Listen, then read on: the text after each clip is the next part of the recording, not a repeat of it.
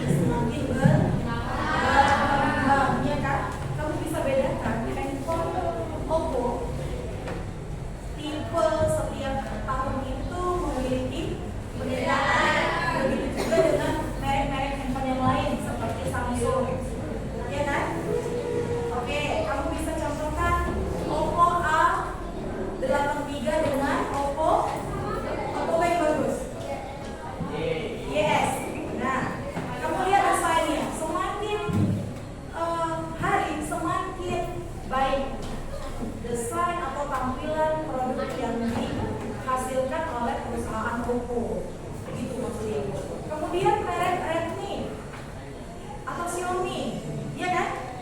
Semakin terdepan nih, hampir kalah Oppo di pasaran sepertinya.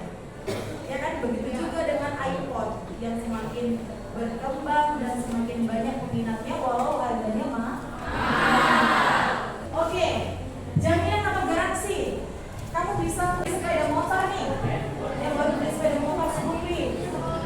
Nah misalnya nih, ada layanan atau ada garansi setelah kamu membeli kendaraan tersebut atau motor tersebut, misalnya gratis servis atau gratis ganti oli. Iya, gratis ganti oli, misalnya 3 bulan, selama 3 bulan. Paham ya sampai di situ anak Ibu? Tidak ada yang sulit materi kita hari ini ya mengenai atribut produk. Next guys, kakak lihat di layar, ada apa itu kak? Merek, mutu produk, sifat produk, kemasan, label. Apa itu merek?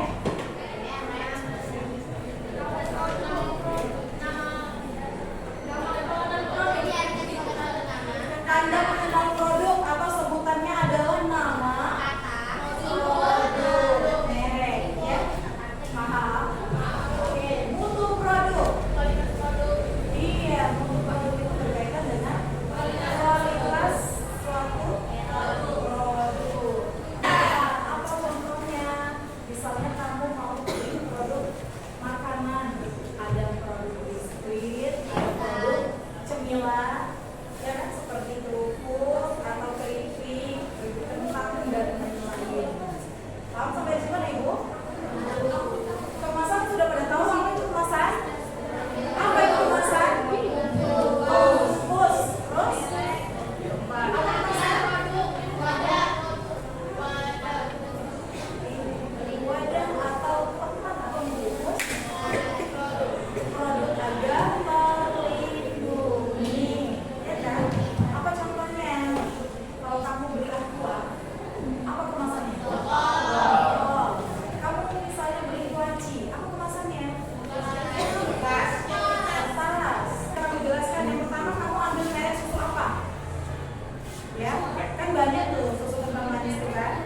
Kamu bisa cari satu jenis merek, atributnya kamu pilih, kemudian kamu jelaskan apa itu kemasannya. Dengarkan ya kan? Kemasannya kamu catat. Jadi yang termasuk dalam unsur atribut itu kamu catat, kamu diskusikan. Lihat contoh kasus. Ini yang perlu kamu diskusikan.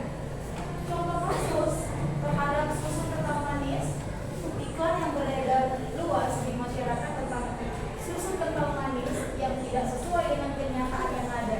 Silakan kamu diskusikan tentang produk apa ini.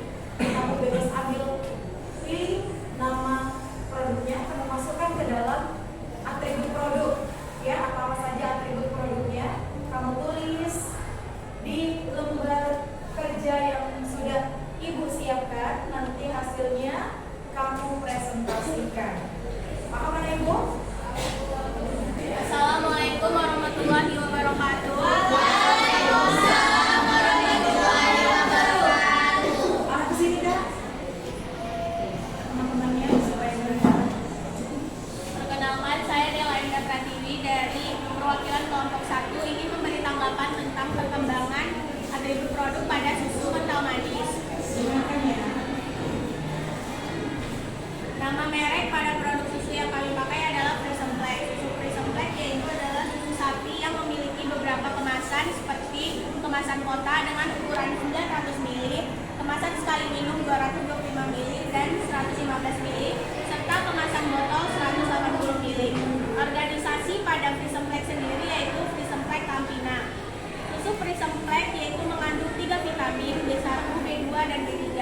Susu ini mengandung kalori sebanyak 130 kalori, mengandung gizi mikro untuk mendukung pertumbuhan anak. Aturan pemakaiannya yaitu lakukan sesuai dengan usia, minum susu setiap hari tetapi dengan anjuran porsi yang cukup. Komposisinya seperti sukrosa, air, minyak nabati, susu skim bubuk sebanyak 5,4%, susu bubuk full cream, laktosa, vitamin, dan minyak ikan bubuk. Tanggal kadaluarsanya yaitu 2 minggu setelah produk tersebut dibuka. Nah, untuk perkembangan kasus susu kental manis yaitu susu kental manis adalah salah satu produk turunan susu yang paham akan peraturan pada Kepala BPOM pada nomor 21 tahun 2016 mengenai kategori pangan. Susu kental manis memang tidak kental dikarenakan menghilangkan sebagian air dari campuran susu dan gula yang tingkatan tertentunya atau tanpa penambahan bahan lain. Walaupun begitu, ratusan, ribuan, bahkan jutaan anak yang diberi susu kental manis sebagai asupan minuman penunjang gizi harian. Saya Syamira dari kelompok 4. Saya ingin menanggapi kelompok 1. Fakta bahwa kental manis bukan produk susu seperti misalnya susu formula atau full cream. Menurut Kementerian Kesehatan, kandungan gula dan karbohidrat dalam kental manis begitu tinggi dan rendah protein. Terlalu banyak gula dan rendahnya protein itu bisa mengakibat tidak bagus untuk orang tua, anak kecil, anak di bawah umur, karena mengandung gizi yang sangat rendah, gula yang sangat tinggi. Sepekan belakangan ini, publik dikagetkan dengan masifat pemberian tahu susu kental manis dikemas dalam kaleng ukuran mini dan ternyata bukan produk susu yang bisa dikonsumsi sebagai sumber asupan gizi untuk anak-anak apalagi balita. Tidak setuju untuk dikonsumsi oleh anak-anak dan orang tua. Seperti yang dibilang oleh Syamira tadi bahwa susu atau kelebihan gula. Nah, seperti yang diketahui bahwa susu kental manis dapat menyebabkan diabetes, tetapi setelah diuji oleh Badan Pengawas Obat dan Makanan, kandungan gula yang terkandung dari awal semula 54 gram hanya menjadi 24 gram. Dan kalori yang terkandung hanya sebagian kecil saja, jadi kemungkinan kecil setelah diteliti tidak akan menimbulkan diabetes yang berkepanjangan. Itu tanggapan dari kelompok mereka. Jadi mereka tuh menyanggah juga apa yang kamu bilang. Kelompok 4. Bagaimana? Perkenalkan, nama saya Miriam Maradisandra, saya dari kelompok 5. Saya sangat tidak setuju karena kandungan susu yang ada di dalamnya hanya 50% dan tidak baik dikonsumsi oleh bayi atau balita yang di bawah umur. Salah satu efek dari gula tinggi adalah kerusakan gigi anak-anak yang mengonsumsi susu kental manis.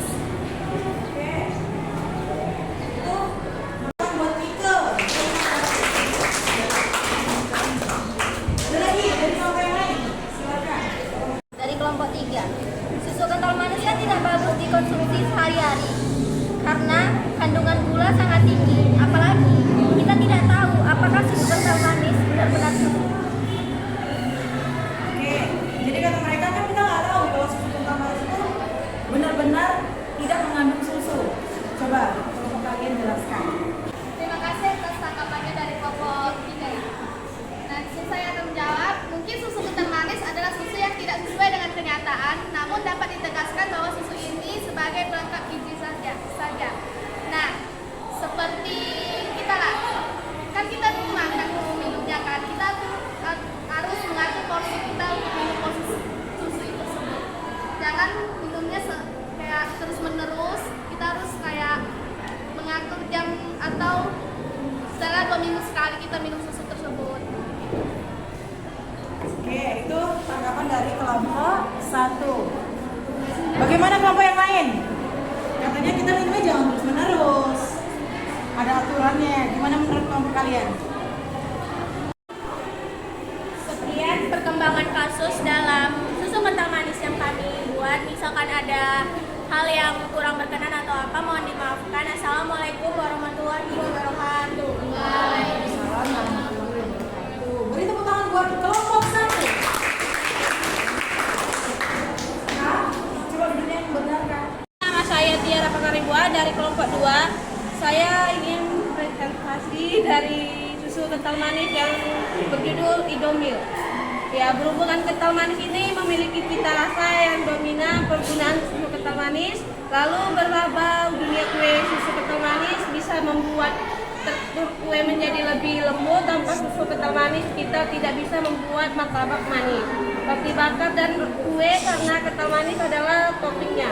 Nama barangnya itu susu Indomil, ya ukuran susu Indomil ini 370 gram, yang kalengnya itu dia 49% lemak, dan karbohidratnya itu gula, lemaknya itu 30%.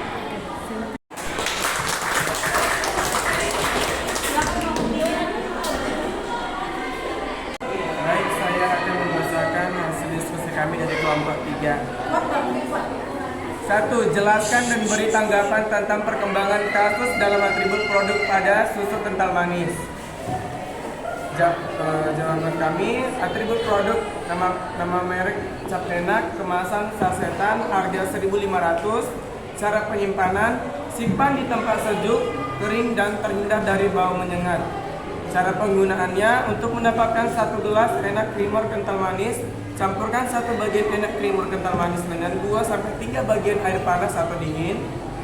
Terus komposisi gula, susu sapi segar, minyak nabati, bubuk. Kandungan gula sangat tinggi, apalagi kita tidak tahu apakah susu kental manis benar-benar susu. Susu kental manis tidak bagus dikonsumsi oleh anak usia 5 tahun karena kandungan gulanya yang tinggi, seharusnya menggunakan kata clean. Susu kental manis berbahaya bagi balita karena dapat membuat kerusakan organ, menyebabkan batuk, dan di dalam SKM terdapat kandungan gulanya yang tinggi yang bisa menyebabkan obesitas dan tidak cocok untuk orang dengan intoleransi laktosa. Selain kandungan gula yang tinggi, SKM membuat berat badan naik dan meningkatkan risiko diabetes. SKM juga tidak baik dikonsumsi berlebihan karena dia akan merusak gigi pada anak, diabetes, dan juga risiko obesitas. Baik, terima kasih dari kelompok 3. Oke, anak ibu. Pro dan kontra susu kental manis atau SKM ini memang menjadi perbincangan yang hangat ya. Kalau begitu sekarang sepertinya sudah mengerti masyarakat. Nah, kenapa susu kental manis itu tidak boleh dikonsumsi oleh anak balita, apalagi anak yang masih di bawah usia 1-3 tahun gitu ya? Karena memang mengandung gula yang sangat tinggi. Ketahui mana yang baik, mana yang buruk untuk kesehatan keluarga, khususnya anaknya ya. Nah, jadi kamu sebagai siswa di sini bisa menjelaskan kepada orang tua terkait dengan SKM tadi. Itu tentang kualitas dari SKM. Nah, SKM juga masih bisa dikonsumsi tetapi tidak menjadi minuman sebagai kebutuhan pokok, tetapi sebagai tambahan atau topping pelengkap makanan. Contohnya ketika kamu membuat bolu, bisa dimasukkan susunya. Ketika kamu membuat apa lagi? Puding, bisa digunakan susu SKM ini. Begitu anak-anak ibu. Jadi artinya apa? Tetap bisa digunakan, tetapi tidak menjadi makanan atau minuman yang pokok yang tidak setiap hari dikonsumsi, apalagi anak-anak di bawah umur. Paham sampai di situ ya? Dari segi merek, dari segi kualitas produk, label. Nah, di setiap kemasan label masih menggunakan susu kental manis. Seharusnya diganti menjadi krim, seharusnya ya. Jadi tidak lagi menggunakan kata susu di situ, seharusnya karena itu krim, bukan susu. Paham anak-anak ibu? Jadi pengetahuan kalian bisa disampaikan kepada orang tua atau adik-adik di rumah. Oke, sekarang ibu mau kumpul tugasnya tadi dari kelompok 1 dulu ya. Kita sama-sama ini mengumpul kegiatan pembelajaran. Oke, kumpul.